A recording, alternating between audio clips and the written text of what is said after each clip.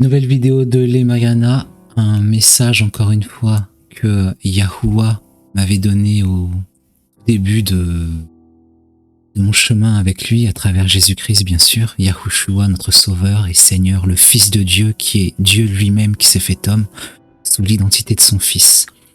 C'était après les années 2002, j'ai pas noté la date, mais ces paroles que je vous donne dans cette playlist ont valeur de versets bibliques. Je répète, ça a valeur de versets bibliques, parce que c'est Yahuwah lui-même qui me les a donnés, par son Esprit Saint, à travers Yahushua, et ce sont des messages que je dois vous partager. C'est mon devoir, je le sens vraiment, et je le fais maintenant. Aujourd'hui, on va parler de ce sujet. C'est le verset très connu du jeune homme riche. On connaît tous ce verset. Et je vais vous faire la lecture. Puis en vous faisant la lecture, ensuite, je vais vous donner l'interprétation divine. Non pas la mienne, mais l'interprétation divine que je n'ai entendue jamais. Et je savais ça depuis que j'avais jamais entendu, nulle part ailleurs. Et Dieu me l'avait dit dans mes tout débuts, quand j'étais dans le feu, un feu qui renaît en moi, et plus jamais il ne s'éteindra. Ok, c'est parti, lecture. Comme Jésus se mettait en chemin, un homme accourut en se jetant à genoux devant lui. « Bon maître, lui demanda-t-il, que dois-je faire pour hériter la vie éternelle ?» Jésus lui dit, « Pourquoi m'appelles-tu bon ? Il n'y a de bon que Dieu seul. Tu connais les commandements. Tu ne commettras point d'adultère, tu ne tueras point, tu ne déroberas point, tu ne diras point de faux témoignages. Et tu ne feras tort à personne. Honore ton père et ta mère. » Et il lui répondit, « Maître, j'ai observé toutes ces choses dès ma jeunesse. » Jésus, l'ayant regardé, l'aima et lui dit, « Il te manque une chose. Va, vends tout ce que tu as, tout ce que tu possèdes, donne-le aux pauvres, et tu auras un trésor dans le ciel. Puis viens et suis-moi. » Mais affligé de cette parole, cet homme s'en alla tout triste, car il avait de grands biens. Et donc, la suite connue, je la lis quand même, Jésus regardant autour de lui ses disciples, il dit que ce sera difficile à un riche d'entrer dans le royaume de Dieu, et que ce sera même plus facile à un chameau de passer par le trou d'une aiguille qu'à un riche d'entrer dans le royaume de Dieu. Alors tout de suite, je vais vous dire le résumé de ce qu'on entend souvent, et de ce que j'ai entendu, de ce qu'on entend. Vous pouvez tourner sur YouTube, sur Internet, et très souvent, la plupart du temps, on dit que voilà, ce jeune homme, il sentait qu'il n'était pas sauvé, il le sent en lui-même, donc il a besoin de savoir, ça c'est vrai, il a besoin de savoir, et quand Jésus lui fait le listing de toutes les choses à faire, de suivre la loi en fait, parenthèse pour ceux qui disent qu'on n'est plus sous la loi, mais c'est faux. La loi, elle existe toujours, pas un seul iota sera retiré tant que la terre et le ciel seront là. Pas un seul. On ferme cette parenthèse importante. Et donc, il lui fait un listing de la loi, particulièrement des 10 commandements. Et puis, il lui répond, mais j'ai fait déjà toutes ces choses depuis ma jeunesse. Donc, quelque part, il est en confiance, mais il sent que ça suffit pas. Parce que dans un autre évangile, là c'est celui de Marc, mais je vais pas lire les 4, hein. Je sais pas s'il est dans les 4 d'ailleurs, mais on va pas tout lire, une version suffira, mais il dit, mais qu'est-ce qui me manque encore? C'est pour ça que, ici, Jésus lui dit, il te manque une chose, parce que il lui dit, mais qu'est-ce qu'il me manque encore? J'ai fait ça depuis ma jeunesse. Et il sent en lui que même s'il fait ça, il n'est pas sauvé. Et l'interprétation commune, c'est de dire, vous voyez, vous pouvez obéir à toute la loi, en fait, c'est pas ça qui vous sauve. Vous voyez, il a fait toute la loi, et il ne ment pas, puisque Jésus ne lui dit pas qu'il a menti. Et ça, c'est ce qu'on entend partout sur Internet. Eh bien, je vais vous dire ce que Yahuwah, j'ai bien dit Yahuwah lui-même, m'a dit.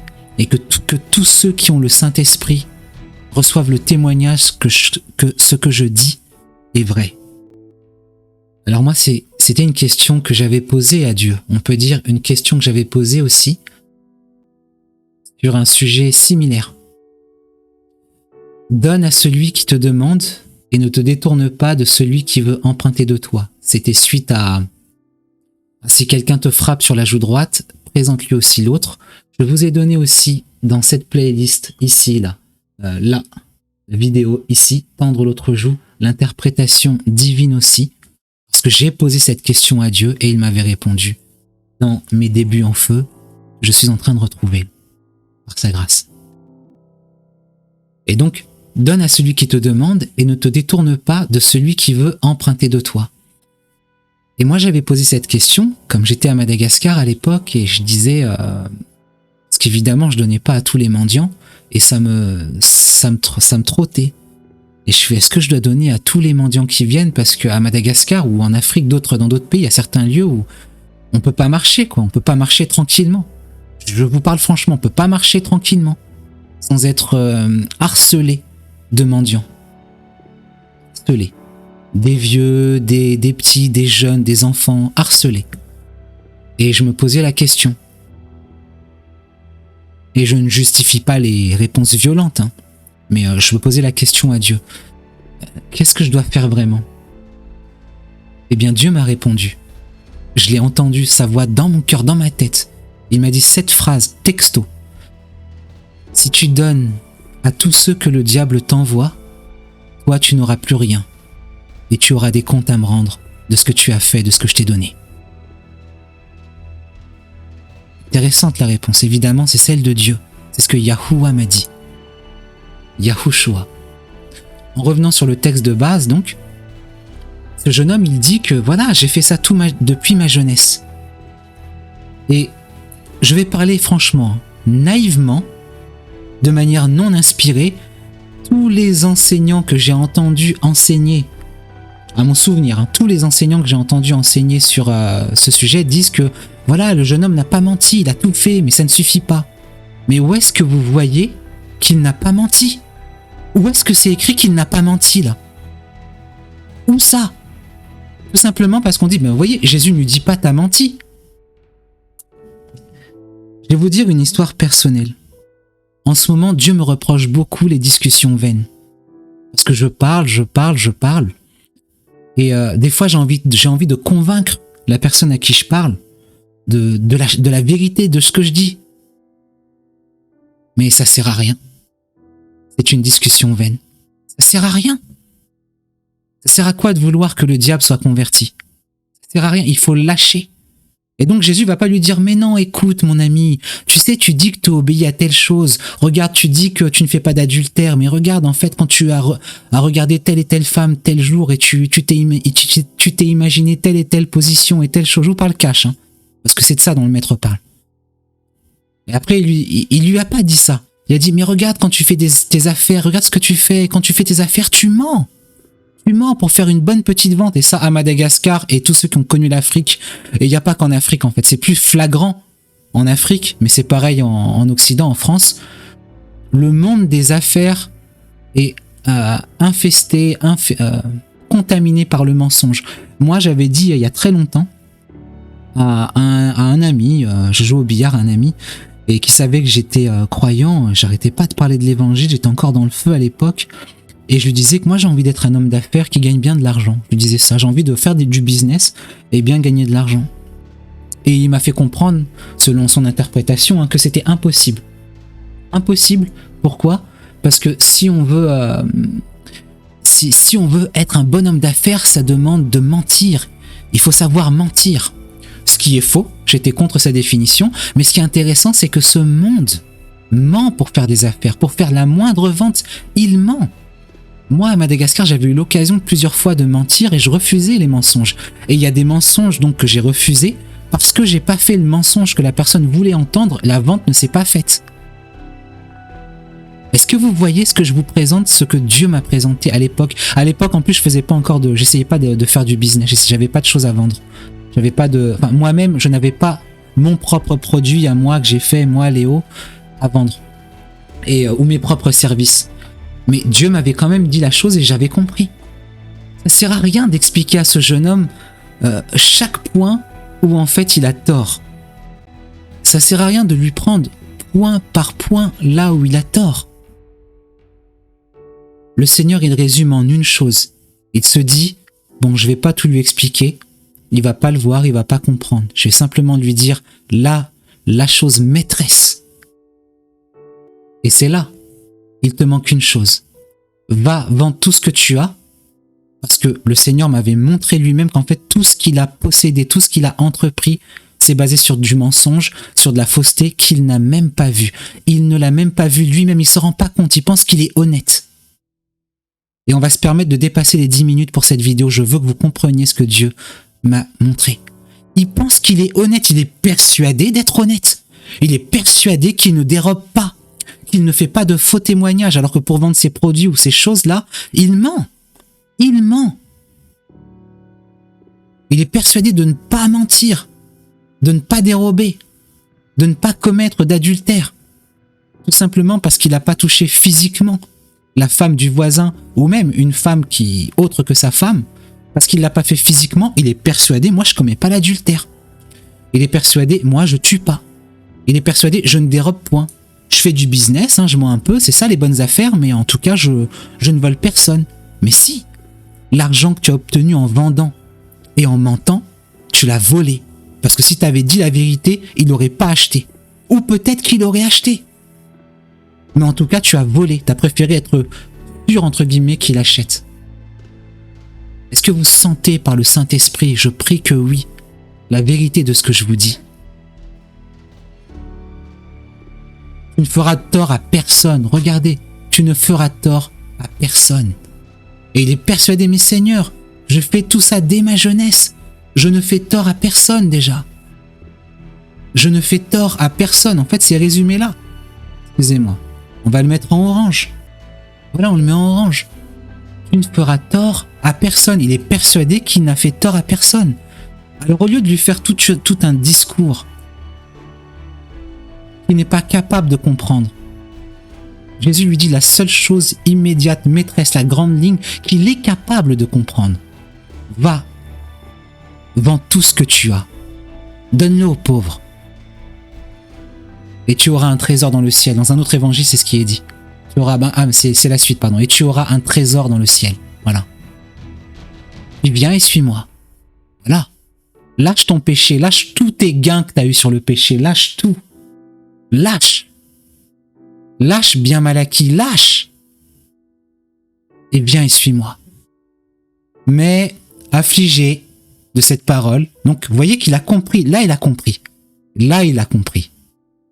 Cet homme s'en alla tout triste, car il avait de grands biens, des choses qu'il ne voulait pas lâcher.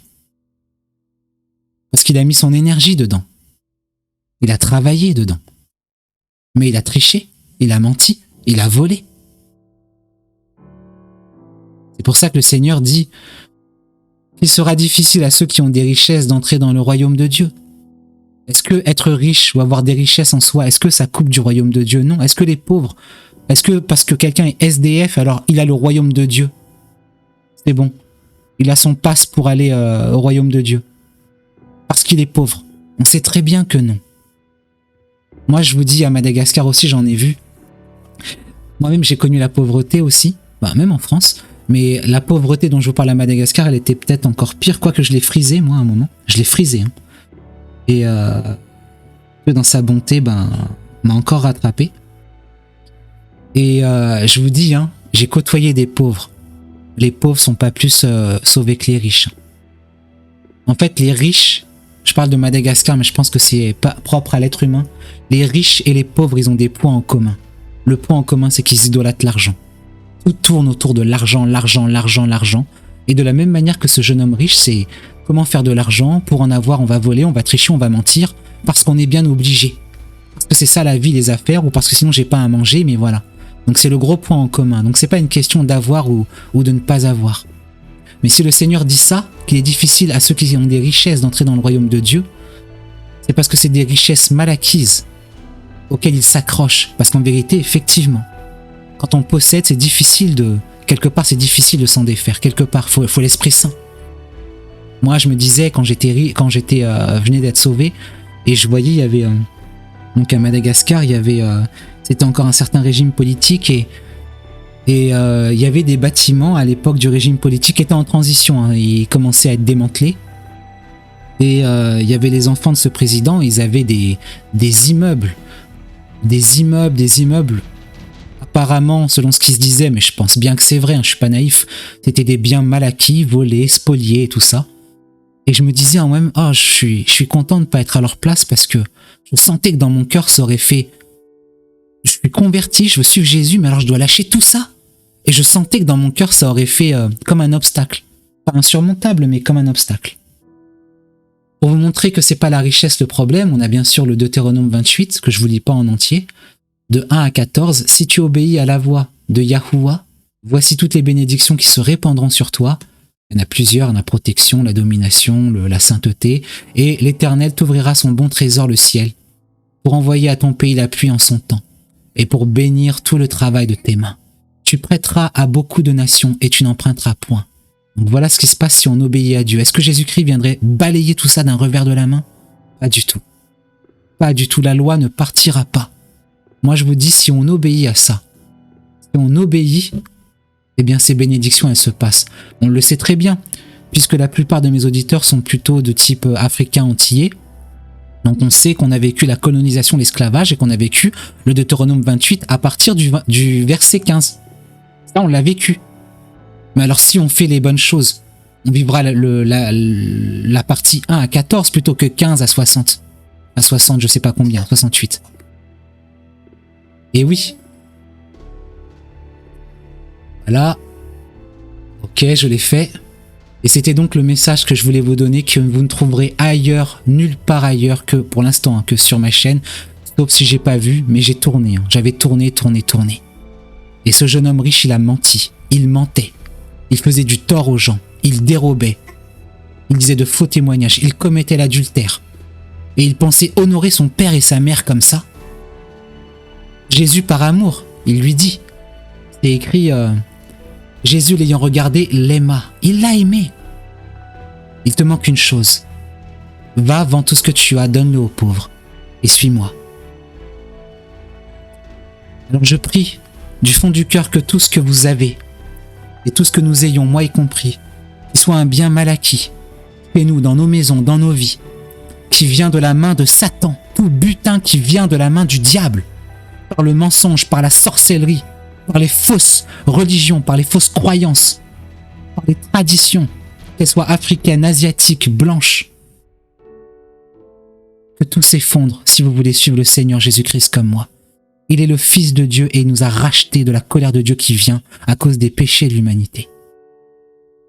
Seigneur, entends cette prière. Pour tous ceux qui ont une oreille pour entendre, je vous bénis. Ceux qui n'ont pas d'oreille, je vous bénis aussi. Ceux qui me maudissent, je vous bénis, mais on n'est pas des amis.